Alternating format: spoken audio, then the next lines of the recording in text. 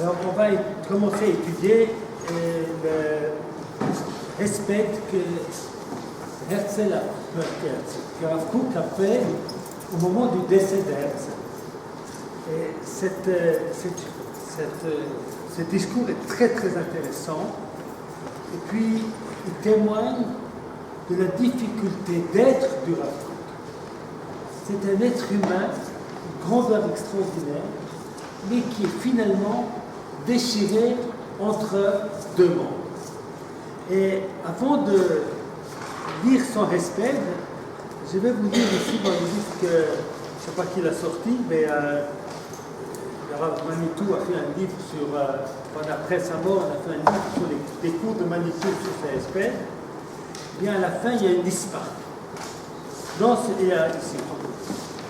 ce dispar, eh bien, il y a une lettre que le Rav Kook écrit à son beau-père.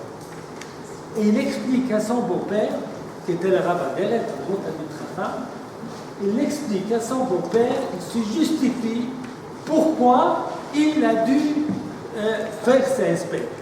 C'est-à-dire, ce n'est pas du tout naturel qu'il fasse ses SP. C'est très difficile qu'il fasse ses SP. Et puis finalement, si on regarde les SP et le fait qu'il l'a fait, on voit que c'est un homme qui n'appartient à aucun monde, ou il appartient à tous les mondes, mais ne peut être reconnu par aucun monde. Alors, je vais vous lire ici quelques passages de la lettre qu'il écrit à son beau-père. Je le traduis directement. Voici que des gens très honorables de la banque, c'était la banque Palestine de Yafo, eh bien, m'ont invité à venir participer aux allocations funèbres du décès de Herzl. Et ils ont expliqué que même les Juifs qui sont opposés au sionisme doivent reconnaître que Herzl avait quand même un petit peu de bonnes intentions. Et alors il nous dit et voici que des gens donc aussi honorables que la banque Anglia Palestina de Pau. Et si je ne vais pas y aller, alors que ces expédimes sont appelés tous les notables de la ville, eh bien, ce que ça va créer, une haine profonde. Voilà les mots qu'il explique. Yefshar sheyavor mibli sina amuka ugdola ose perot libe pral lechol talmidei chachamim v'yirei Hashem bichlal. Cette opposition absolue à cet homme-là, refuser d'aller participer à ce espèce, et bien, mais en plus, ils m'ont envoyé pas une voiture, mais c'est pas une carole, pour venir me chercher. Et si je refuse, eh bien, ça va créer une haine contre le judaïsme religieux.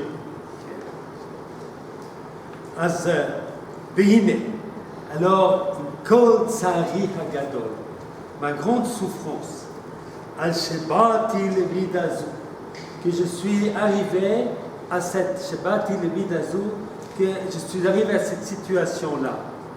Asher Rabbi Miyirei Hashem, que nombreux de ceux qui craignent Dieu, Asridim Shem, c'est ceux qui restent, Shem Chavivim Alay Kegufi Benafshi, que je les aime comme mon corps et ma vie, ma mâche, Yitmur Alay.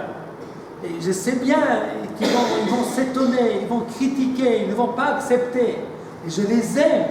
Et par conséquent, de me séparer comme ça de mes amis, c'est une profonde souffrance.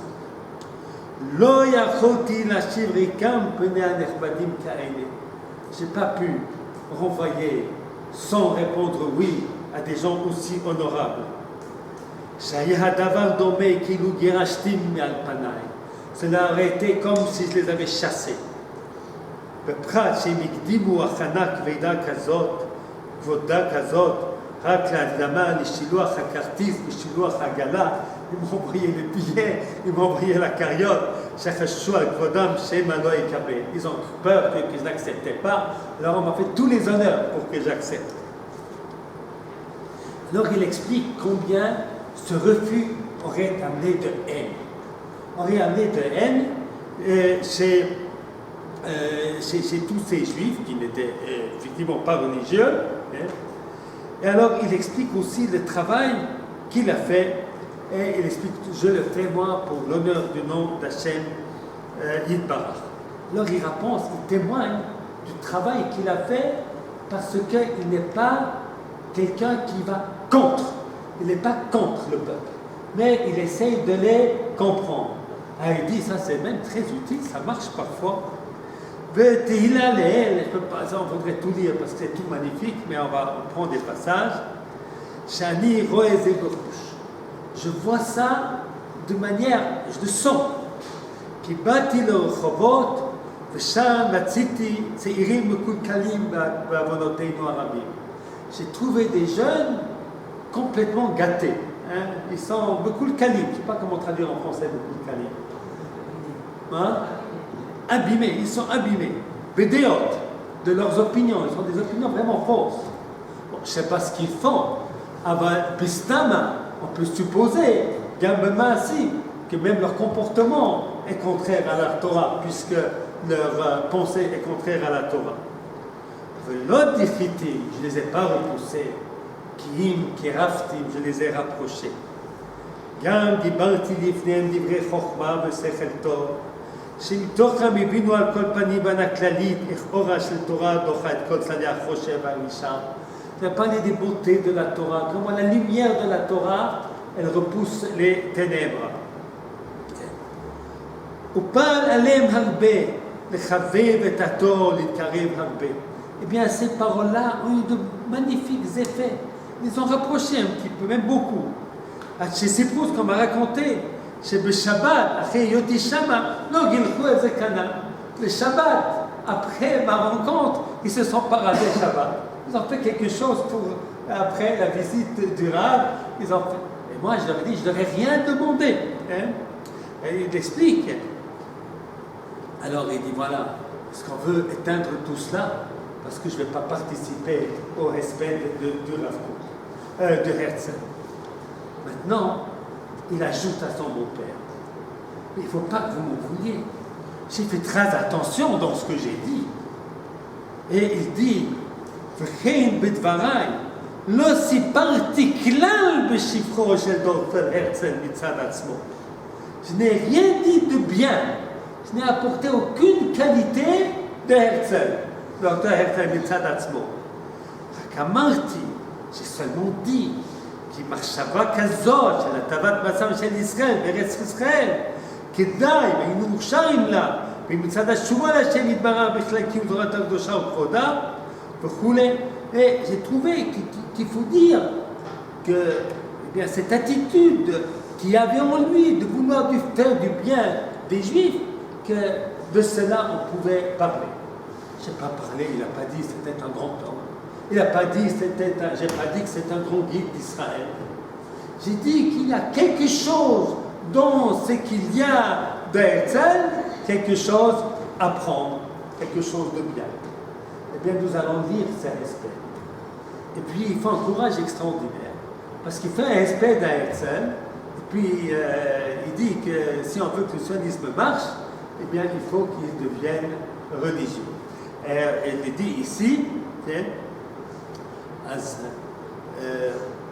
ועלינו לתקן הדבר על הבא להיות כוח קדושת התורה עומד בראש התכלית. Si on veut que le sionisme réussisse, il faut que la sainteté de la Torah soit à l'avant.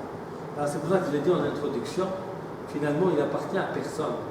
Les religieux sont fâchés qu'il va se mettre avec, qu'il va faire un respect sur Herzl, et puis il fait son respect sur Herzl. Eh bien, il ne dit pas un mot de bien sur Herzl, il fait un discours philosophique très beau, très profond qu'on va étudier.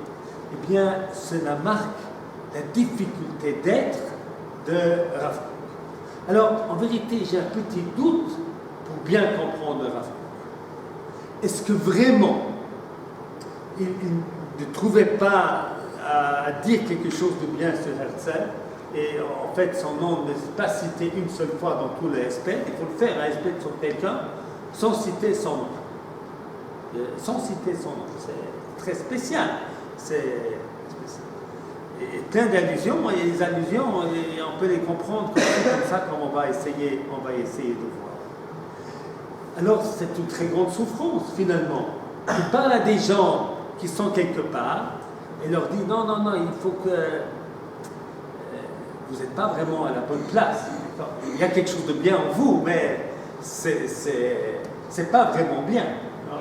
Alors, les gens lui en veulent, qui va leur parler, et puis ceux à qui il parle, il leur fait finalement de la morale. Alors il est un petit peu contre tout le monde. C'est un courage extraordinaire. C'est un courage extraordinaire. Et puis, ça montre aussi que grâce à Dieu, les choses ont évolué un petit peu. Hein. Il n'y a pas si longtemps, je crois que Bennett, le ministre de l'Éducation, il a rendu visite à une école des réformés en Amérique. On lui est tombé dessus. J'arrive pas à comprendre. Il est ministre de l'État d'Israël, donc tous les juifs, qu'ils soient orthodoxes ou religieux ou pas religieux, ça fait partie du peuple juif.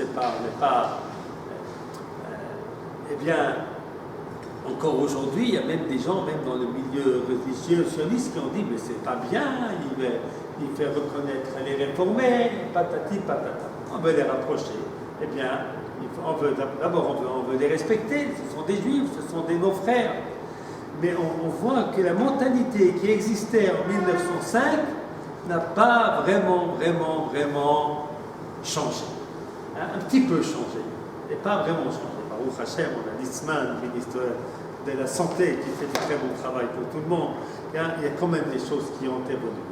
Alors, dans ce contexte-là, j'ai apporté aussi le combat que mon grand-père, Zatzal, il a fait lorsqu'il était membre de la Goudat Israël.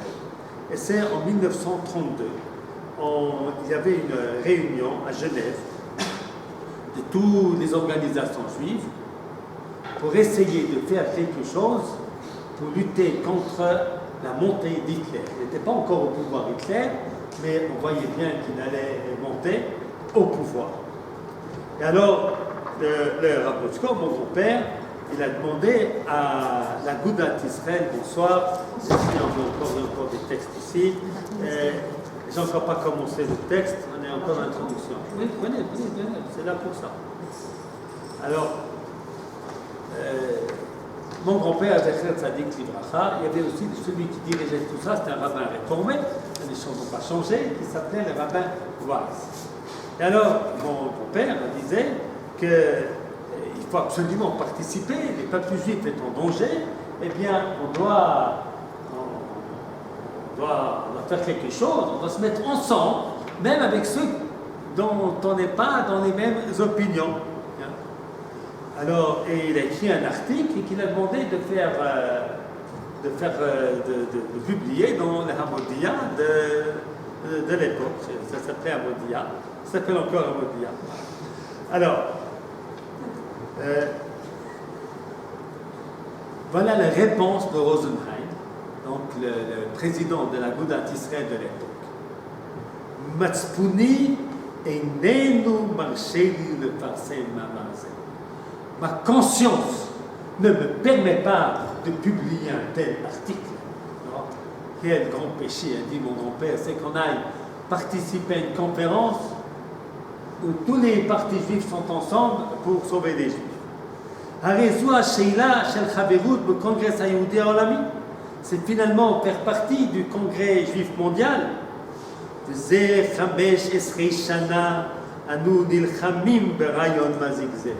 C'est 15 ans que nous luttons contre cette idée dangereuse de congrès juif mondial. Rien de plus dangereux qu'un congrès juif mondial. Chez Nolan Miroir Hatshonut. Eh bien, cette idée-là, cette pensée-là, elle est née dans l'esprit tortueux des sionistes. Et qui risque d'amener un malheur sur le peuple d'Israël. זוהי טיפשות המתקרת לעולם לעלות בדמיון שהקמת קונגרס עולמי אשר בו יוכל סטפן וייס להתהדר בנאומיו היפים עשוי להקל אפילו במשהו את האנטישמיות. C'est une idiotie complète de s'imaginer que les beaux discours de Weiss pourrait un petit peu diminuer l'antisémitisme. C'est l'inverse qui est vrai.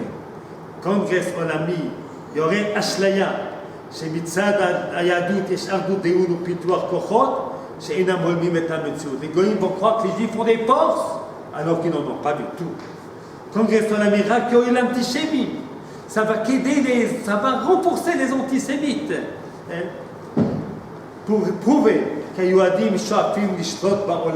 juifs veulent dominer le monde. Donc c'est un danger d'écrire ton article, toi qui nous conseille de participer à cela. Dans ces circonstances-là,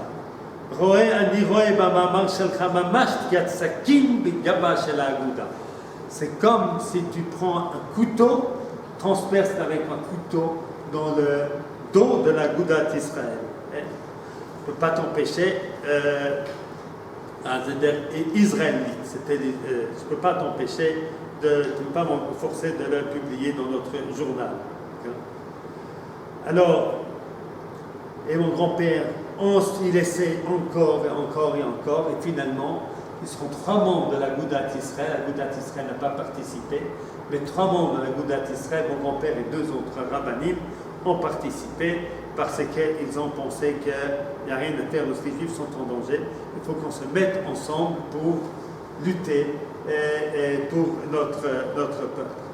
Alors, c'est très intéressant ça. Alors, il apporte ensuite comme preuve, mon grand-père, Rabbi Akiva qui a soutenu Bar Korba. Non? L'autre lui dit, mais Bar Korba a eu tort. Alors, tu apportes une preuve de là où il ne faut pas, c'est une preuve contre toi.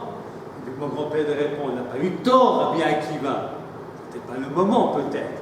Mais j'ai souvent entendu mon père dire ça. Rabbi Akiva ne savait pas qu'il avait pris ça de son père. Rabbi Akiva ne s'est pas trompé dans la halakha. C'est sûr qu'on peut apprendre de Rabbi Akiva qu'on peut s'associer à Bar Korba. Le temps n'était pas venu que la Goula arrive. Voilà. Alors c'est très intéressant tout ça. Alors nous voyons cette problématique d'un juif qui fait partie de l'orthodoxie. Il fait partie de l'orthodoxie.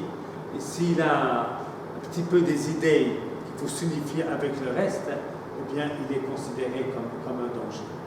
Mais la Rav Kook, lui, c'est très beau, il se sent faire partie. Notre monde à nous, le sionisme religieux aujourd'hui, ne se sent pas partie intégrante de l'orthodoxie. Les choses les divisions se sont faites dans leur chemin et nous dans le nôtre. Pour Rav Kook, c'était une grande souffrance, c'était encore au début du XXe siècle. Eh bien, un autre mouvement n'existait pas, c'est lui qui va. Il existait pas, il existait un petit peu, il y avait quelques rabbinim, mais il n'existait pas comme force religieuse, toranique, comme ça existe aujourd'hui. Et par conséquent, il était un être humain qui était, voilà, ce sont mes amis, et ils ne peuvent pas me comprendre. Et puis ceux à qui il parle, finalement, il les appelle, même dans la lettre qu'il écrit à son beau-père, il les appelle des gens qui ont des mauvaises pensées, et puis vraisemblablement aussi des mauvais actes. Et donc, c'est une espèce d'isolement extraordinaire dans lequel se trouve le Rav. Après tout ça, on va commencer à lire ces introductions, à lire notre texte. Alors, il commence son discours, c'est un shiur, son discours. Ce n'est pas un discours. Encore une fois, vous ne verrez pas le mot de Herzl dans ses discours. Donc, on peut étudier ça sans savoir que ça a été dit en respect à Herzl. Bayom Mahou rapporte, c'est une Gemara dans Megillah, qui rapporte un passouk de Zecharia. Bayom Mahou, alors on a la page numéro 1, Bayom Mahou, le premier paragraphe, Bayom Mahou, Yigdal HaMisped Yerushalayim, Kemisped Adar Dimon, Bebikat Megiddo. Et que ce jour-là, le deuil, les Hespedim, Alors on parle d'Hesped, alors il apporte un verset qui parle d'Hesped. Eh bien, on va faire un éloge funèbre. On fera un éloge funèbre à Yom Ha'ou, de quel jour on va voir tout de suite. On fera un grand misped à Jérusalem, comme le misped, comme l'oraison funèbre de Hadar Dimon à Bikat Megiddo. Alors, on ne comprend pas du tout cette Gemara, enfin ce verset. Pourquoi on ne comprend pas ce verset? Parce que Misped, Hadar Dimon, Abikat Megiddo, ça ne marche pas. Parce que Achav, le roi Achav, a été tué effectivement à Hadar Dimon. Et puis Yeshayahu a été tué à Megiddo. Alors, Hadar Dimon et Bikat Megiddo, c'est deux endroits différents. C'est quelque chose qui ne va pas ensemble. Alors, ce verset est un verset mystérieux. Comment est-ce qu'on peut dire, les temps vont venir, on va pleurer à Jérusalem, comme le misped de Hadar Dimon, alors, qui est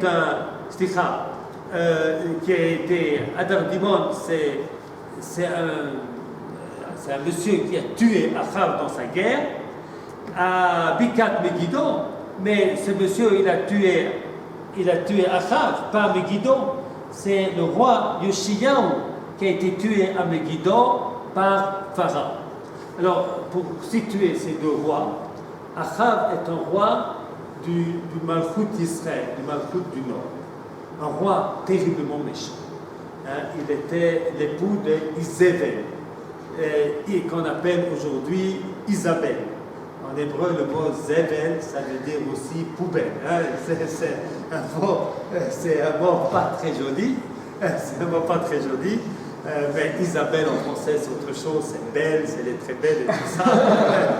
Si quelqu'un s'appelle Isabelle, je vais vexer personne. D'accord? Mais alors, voilà. Mais Isabelle, en tout cas, en hébreu, c'est un mot qui a été accroché, peut-être c'était son vrai nom, et voilà, à une femme qui était une femme extrêmement méchante. Le roi Achav était un grand rachat. C'est quelqu'un qui a fait développer l'idolâtrie dans le royaume du Nord de manière terrible. Il était aussi, c'est celui qui a pris la vigne, il a tué, enfin avec sa femme, il a tué, comment est-ce qu'il s'appelle, Naboth.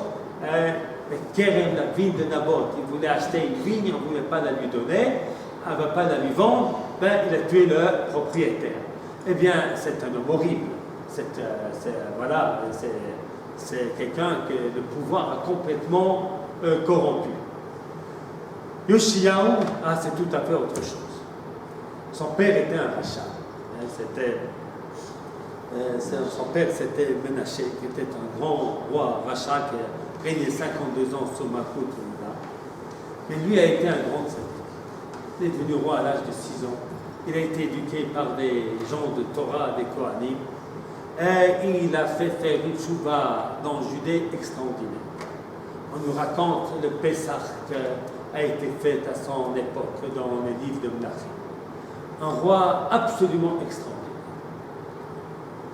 Et puis, il y avait Pharaon qui voulait traverser Israël pour faire une guerre contre les Babyloniens. Et puis, Yeshayahu a marqué dans la Torah, c'est marqué dans les bénédictions, que les gens ne passeront pas par ton territoire. Dieu nous a promis qu'ils ne passeront pas. Il ne voulait pas faire les guerres par contre Israël. Mais il voulait traverser le pays. Il y a une promesse.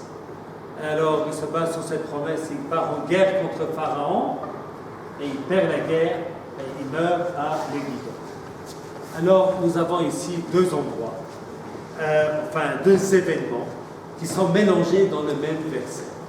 Nous avons la mort d'Achav à Hadar Dimon et la mort de Yoshiyahu à Megiddo. Alors, ça c'est bien compliqué ce verset, on ne peut pas le comprendre.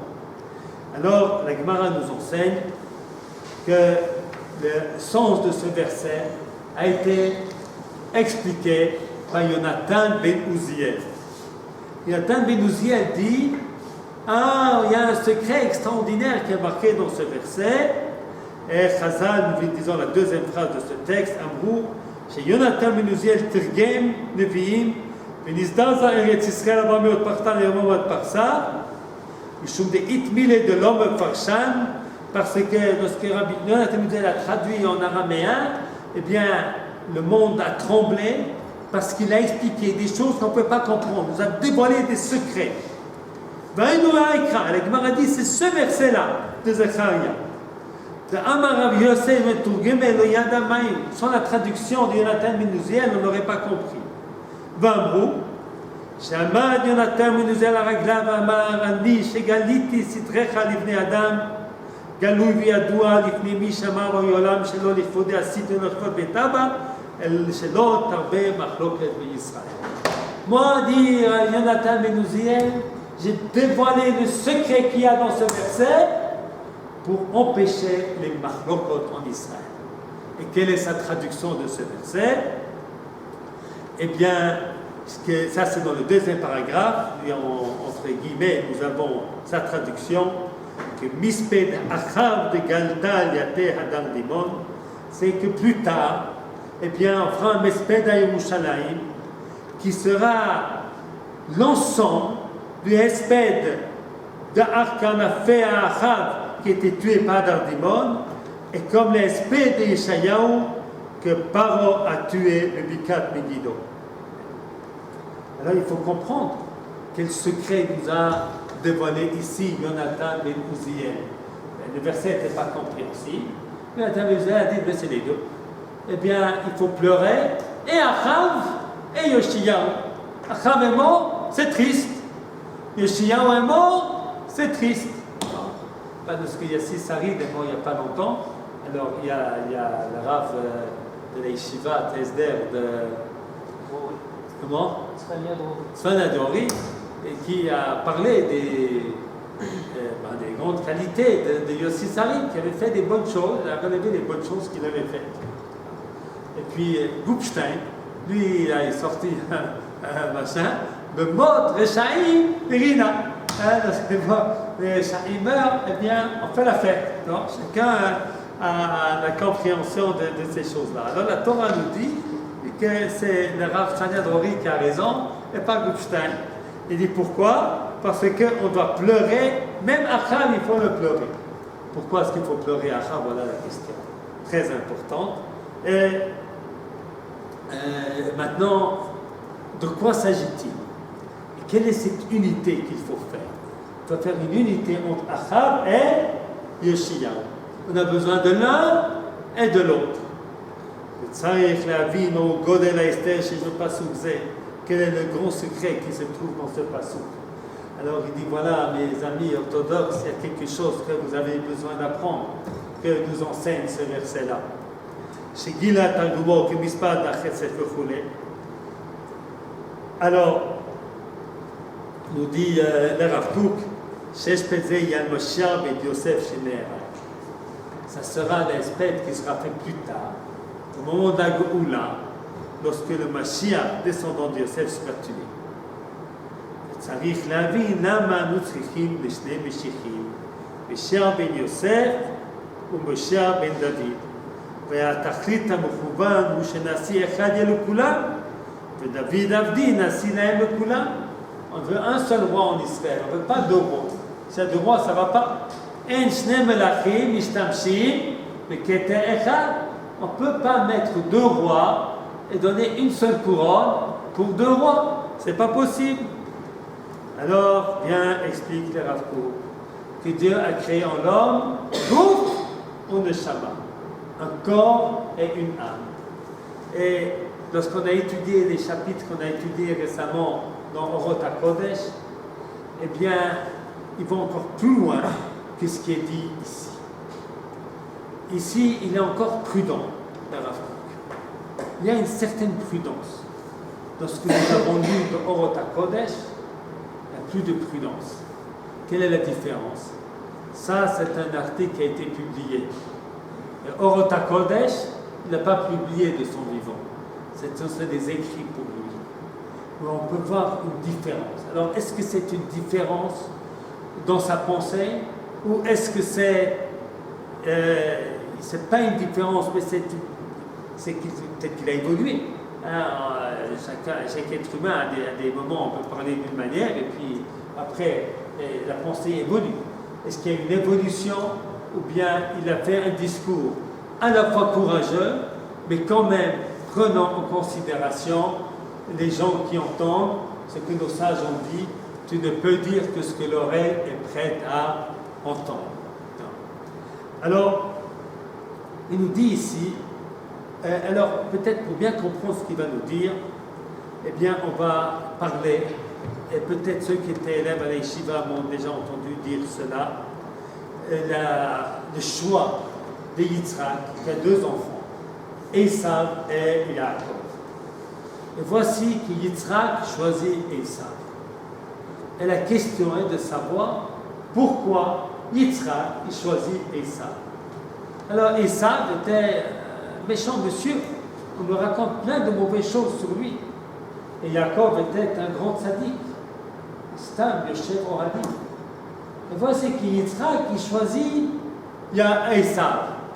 Alors c'est sûr qu'il s'est trompé, puisque finalement on a pris la bénédiction d'Esav et on l'a donnée à Yaakov. Mais pourquoi Yitzhak a voulu bénir Esav? Alors on explique en général, parce qu'il était un homme de droit. Et bien, il faut, le premier-né, c'est le premier-né. C'est à lui que revient le droit d'aînesse. Ça, c'est la loi. Et un homme de loi ne fait pas 36 calculs, on fait la loi. J'aime pas cette explication. J'aime pas cette explication. Elle va dans le sens qu'on nous dit que lorsque Yitzhak était vieux, il était aveugle. Alors, il ne voit pas. Il ne voit pas que celui-là est méchant, que celui-là est sadique, et que finalement, c'est quand même plus logique de donner la bénédiction à un sadique qu'à un rachat. C'est quand même, il faut être logique un tout petit peu. Et puis surtout qu'il avait une femme qui a dû lui dire plus qu'une fois, parce qu'il n'a pas écouté sa femme. Je dis tous aux mariés, écoutez toujours votre femme, vous serez gagnant. Vous voyez, si Yitzhak avait écouté sa femme tout de suite, il y aurait eu moins de problèmes. Alors, la raison c'est que Yitzhak ne voulait pas bénir Yaakov. Il voulait bénir Esav. Et là, ses raisons sont très claires. Parce que un homme, c'est comme va nous expliquer un être humain, une société, c'est un corps et une âme. Sans corps, il ne peut pas y avoir d'âme. C'est impossible. Vous ne pouvez pas avoir une flamme s'il n'y a pas de bougie. Vous ne pouvez pas avoir ça. Qu'est-ce qui est plus important dans une bougie? C'est la flamme, ce n'est pas la cire. Mais sans la cire, vous ne pouvez pas avoir de bougie. Vous ne pouvez pas avoir de lumière. Vous pouvez avoir une bougie qui n'est pas allumée, que peut-être demain on allumera, après-demain on allumera. Mais si vous n'avez pas de bougie, eh bien, impossible d'allumer. Vous n'avez qu'une étincelle et rien sur quoi s'accrocher. Yaakov, qu'est-ce qu'il a compris? Et ça, que Yaakov, c'était l'étincelle, c'était la flamme. Et Esav, il était la bougie. Et l'âme Israël lui a dit à Abraham, tu seras le Goy Gadol. Il ne lui a pas dit, je te ferai un peuple de prêtres. Ça, Moshe Rabbeinu, il entendra de Dieu. Vatem lui, Memlechet Kohanim, le Goy Kadosh. Abraham, Dieu n'a pas dévoilé ça à Abraham. Qu'est-ce qu'il dit à Abraham? Il serait le Goy Gadol, Avarechecha, Vagad Hashemecha, Veyebracha. Il ne parle pas de la Torah, il ne parle pas de Gdusha, pas un mot de Gdusha. Hein? C'est parce qu'il faut d'abord avoir la cire, ensuite on pourra avoir la lumière. Or, Esav, lui, c'est un chef d'État, il fait des guerres, il est capable, il est capable. Tandis qu'Esav, il est complètement midrash. Je dis, il y a toujours ce problème, qui c'est qui est mieux?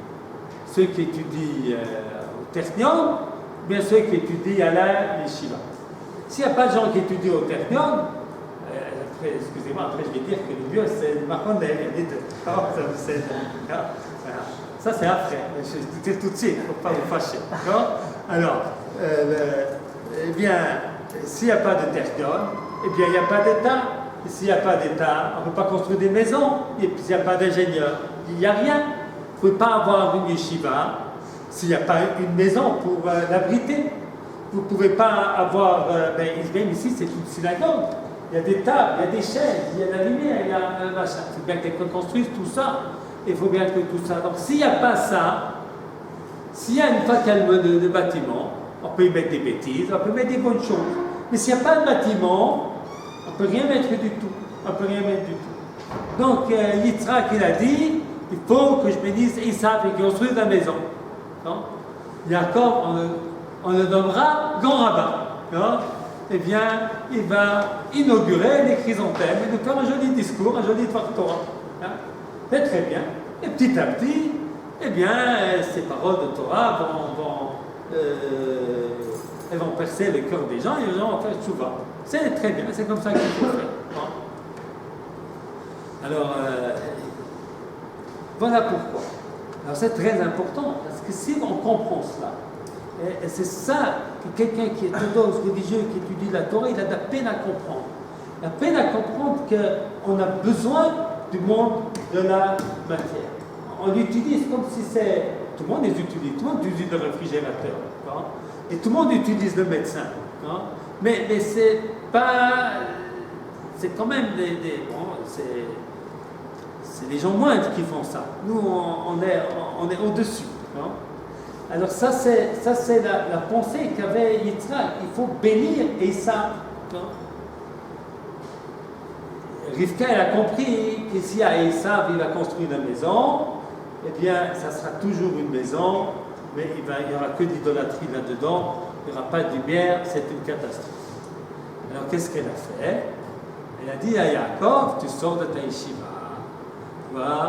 Tu vas prendre des habits d'Esav. Tu vas te déguiser en Esav. Si Yaakov s'était présenté chez son père Yitzhak, je suis Yaakov, bénis-moi, son père ne l'aurait pas béni. Mais non, je ne te bénis pas.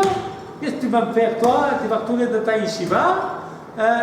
C'est pas que je suis contre les yeshivot, moi je suis toute la journée à la yeshiva, je ne fais pas autre chose, d'accord? Mais tu vas retourner à ta yeshiva, eh bien, il ne va pas construire d'État, il n'y aura pas de tzal, il n'y aura pas de Chevrat Hashmal, il n'y aura rien du tout. Alors je ne peux pas te bénir. Alors qu'est-ce qu'il a fait Yaakov? Il a pris les vêtements d'Esav. Il s'est déguisé en Esav.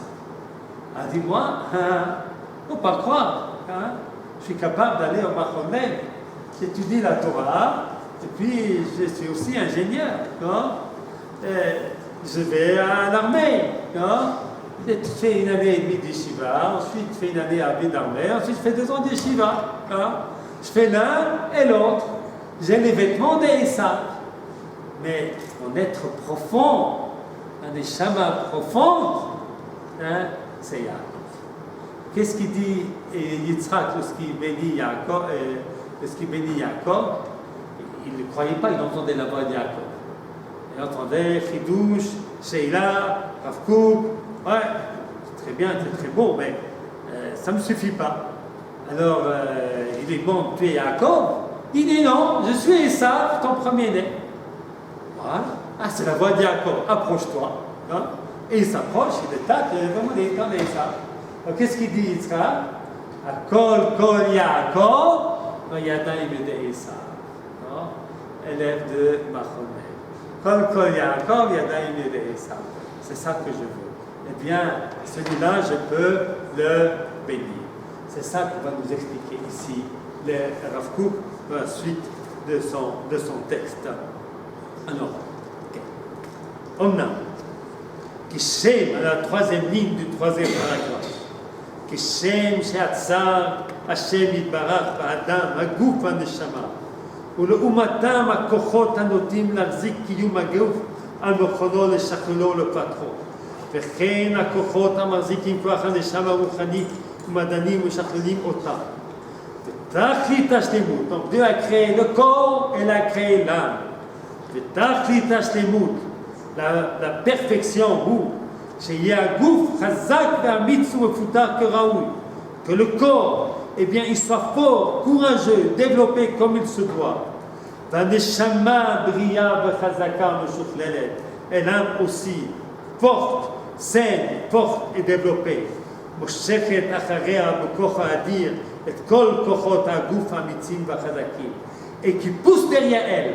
C'est la neshama qui est devant.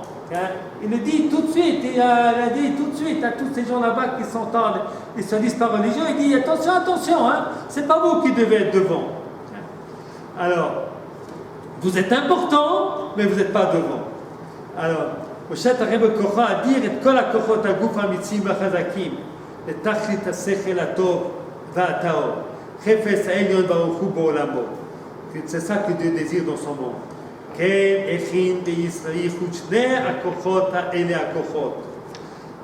a créé dans le peuple d'Israël les deux forces. Celle qui est parallèle aux forces corporelles, qui désire le bien de la nation, et puis le deuxièmement, et de ce qui est la base, le fondement, de ce qui est le but. Les trois dernières lignes, Yot Am Kadosh Hashem Elokei Yisrael, Yot Goy Echad Ba'aretz Or Goyim. Vatzad Hasheni, Etzem Akor Leshechnun Aruchani, on écrit deux forces. Les forces, la force matérielle qui doit être un support des forces spirituelles, et les forces spirituelles. וההבדל שביניהם, שלצד הראשון יש דוגמה בין כל עמי הארץ לישראל. L'explique. Il y a dans le côté national quelque chose qui est commun au peuple juif et à toutes les nations. Chevrat Hashmal, il y a aussi en France, je ne sais pas comment ça s'appelle, hein, mais comment ça s'appelle EDF, voilà. EDF. Il y a Chevrat Hashmal en Israël, il y a EDF en Israël, en France. Hein. Il y a une armée en Israël, il y a une armée en France, je ne sais pas si c'est là, il n'y a pas, mais enfin, voilà. Il y a la police en Israël, il y a la police en France. Il y a des hôpitaux en Israël, des hôpitaux en France. Tout ça, on est commun avec les nations. Okay? Sadasheni, le deuxième côté, on passe à la deuxième page. Inyan amitiachei le Israël atzmam, shaze neemar, Hashem badad yanchenu ubagoyim lo yitrasha. Dans ce côté spirituel, eh bien, ça, c'est particulier à Israël. Ve'ine, et voici, mitrila, uchnu shnei hakochot haklaliyot, ve'shnei hashvatim sheuchnu limlok mi'Israël. Ces deux forces, eh bien, elles se trouvent chez les deux tribus qui sont les guides d'Israël. Ephraim ve'Yehuda, sheu klal Yosef ve'Yehuda. Ephraim, qui vient de Yosef, et Yehuda. Alors en vérité, une différence très grande entre Ephraim et Yosef. Ce n'est pas par hasard qu'il dit Ephraim et qu'il ne dit pas Yosef. Mais d'abord, il va parler un petit peu de Yosef et il dit voilà, que Yosef, il est l'universel. Alors il le dit ici très bien. Yosef Hayaham Mashbir, dans la deuxième ligne du deuxième paragraphe. Yosef était celui qui nourrit tous. Shalach oto Elohim lipleta gdola, lachiot amra. Il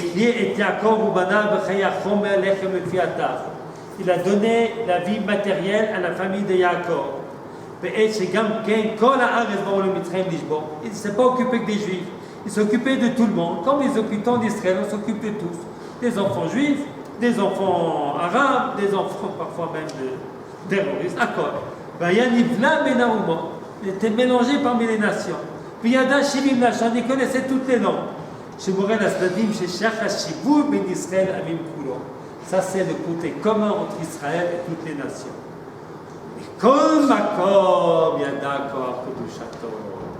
Ah, mais Yosef, ça c'est spécial.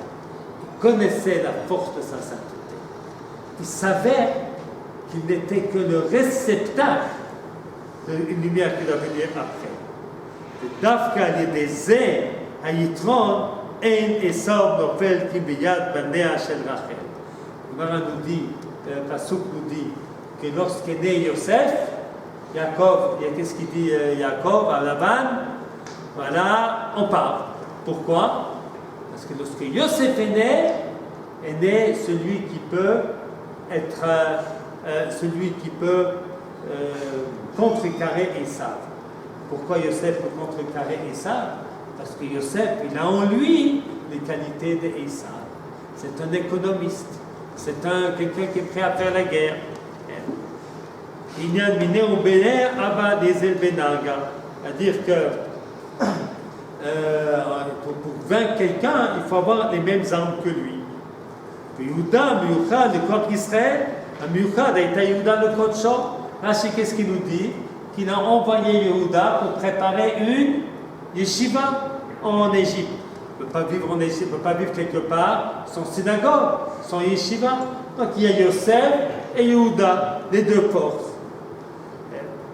Et alors on passe à la suivante. Tachlit bechirat malchut beit David haya shushne hakochot nichlalim ke'echad. La maison de David, c'était que les deux forces soient unies. Parce que David, il est rouge, exactement comme Esav. Il est édomi. Le verset nous dit à propos du roi David qu'il est rouge comme Esav.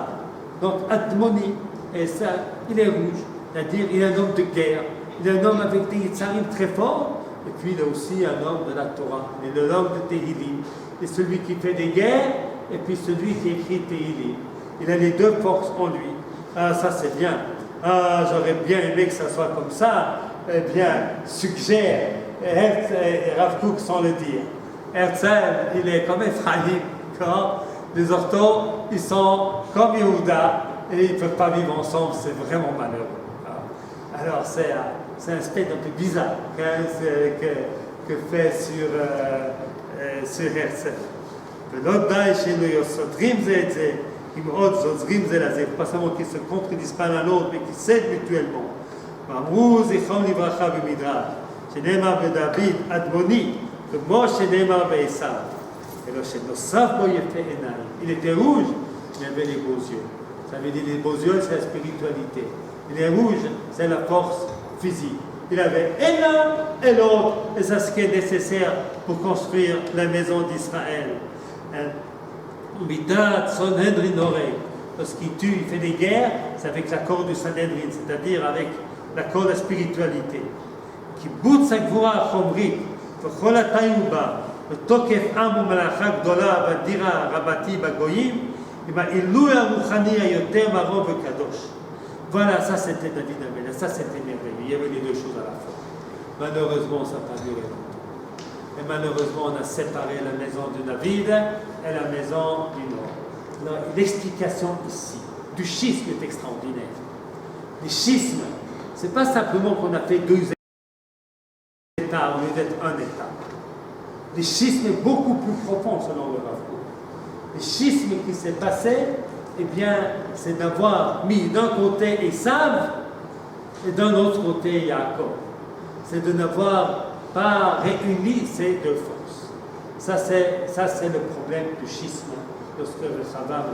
On voit que Rechavam, c'est le fils de Shlomo, Yerovam, et après tous les rois d'Israël sont tous des Réchaïm. Ils ne veulent pas qu'il y ait de contact avec Jérusalem. Ça doit être un État qui est des Juifs, mais pas Juifs. Un État des Juifs, mais pas un État Juif. Et c'est ce qui se passe en Israël. D'abord, on était un État sans Jérusalem.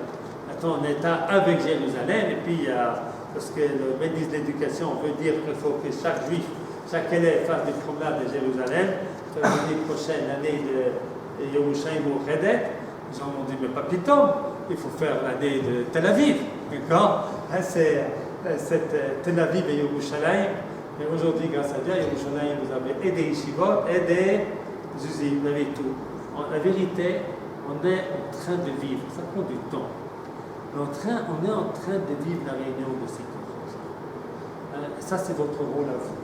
C'est votre rôle à vous, qui est de faire, d'unifier ces deux mondes, d'être très fort en maths, en physique, en bio, pas seulement en informatique, pas seulement en dentisterie, mais dans tous les métiers qui sont les plus créateurs. Parce que quelquefois on cherche un métier, celui qui va gagner de l'argent facilement, rapidement, pour avoir du temps pour étudier la Torah. Dans ce cas-là, on travaille uniquement pour gagner sa vie.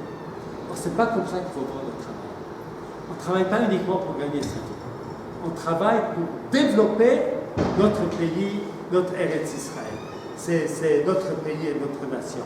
On travaille pour pouvoir créer des usines, pour pouvoir faire avancer l'économie, pas seulement pour gagner sa vie. Parce que si on est des juifs mauvais, je fais au Mahonné, et puis ce que je veux, c'est je prends un métier qui soit bien, qui gagne bien, comme ça je peux étudier la moitié de la journée. C'est très bien de vouloir étudier la moitié de la journée. Mais il faut aussi avoir dans la tête qu'il faut faire un métier qui va permettre de faire avancer notre pays et notre État. Voilà la grande leçon du Rav Kook. On continuera la semaine prochaine, oui.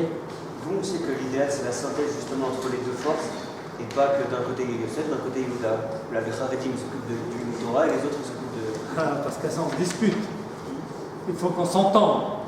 C'est très bien. Si on s'entend, c'est très bien. Et moi j'étudie la Torah, pas toutes les maths, c'est très bien. Vraiment, toi, tu as aussi envie d'étudier un petit peu de Torah, hein? Et c'est important aussi que toi tu sens que la Torah c'est important. Et moi, effectivement, l'essentiel pour moi, c'est d'étudier la Torah. Moi, les maths, j'en ai fait jusqu'à 16 ans et j'ai quitté l'école, voilà, et j'en sais pas grand-chose. Mais moi, il est important que je respecte ce que toi tu fais. Pas que je pense, moi je suis le meilleur, parce que je suis un rav. J'étudie dans une yeshiva, je suis le meilleur. Et puis, bon, il faut bien quelqu'un qui nous répare l'électricité lorsque c'est caché. Non, je ne dois pas voir comme ça.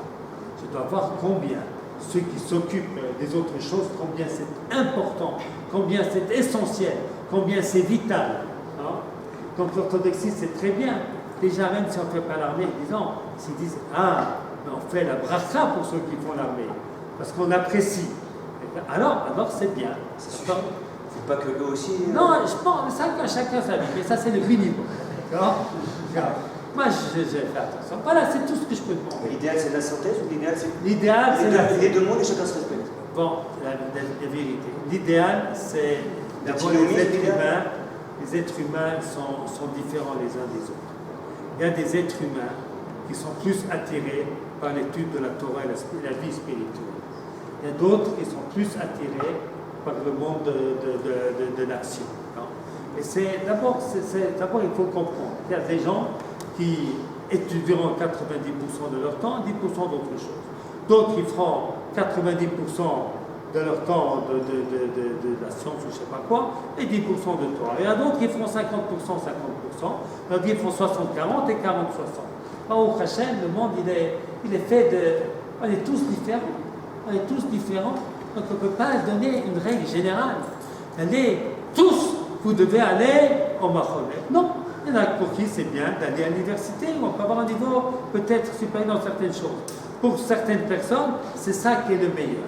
Pour d'autres personnes, le meilleur, c'est de devenir arabe. Mais même quelqu'un qui est arabe, il faut qu'il ait un petit peu de connaissance des choses de la vie, qu'il ait fait un peu de maths, un peu de physique, qu'il ait allé à l'armée, qu'il puisse comprendre le monde dans lequel on vit, et pas dans... Tout le monde doit avoir une part. Alors combien? Ça dépend de chaque être humain. Mais le minimum, c'est qu'il y ait le respect mutuel. Je vous ai raconté ça une fois, je pense, parce que je suis allé rendre visite à nos élèves à la guerre de, je ne sais plus comment elle s'appelle, à Tsukritaj. Ouais, c'était là-bas dans le sud. Alors j'arrive là-bas pour dire bonjour. J'ai apporté un petit peu de gâteau aux soldats. Je rencontre un soldat, le premier que je rencontre, il n'est pas religieux. Je lui dis bonjour. Et puis je lui dis Kol hakavod lachem, d'accord? J'attends Beginim aleinu. Ce type, son kippa, vraisemblablement pas très religieux. Il dit non, c'est non, anachnu, c'est Atem shelomdim Torah chez Beginim alam Israël. Et ça, c'est formidable. Lui dit que c'est moi je dis que c'est lui. Ça, c'est bien. Ça, c'est comme ça que ça doit être. Et puis, c'est bien que nous aussi, on fasse un petit peu de ça, et puis que ceux qui font de ça soient aussi dans la Torah. Autrement, ça ne peut pas marcher. Autrement, l'un dit que l'autre, c'est un parasite, et l'autre, il est... C'est pas bien. Voilà, pour aujourd'hui.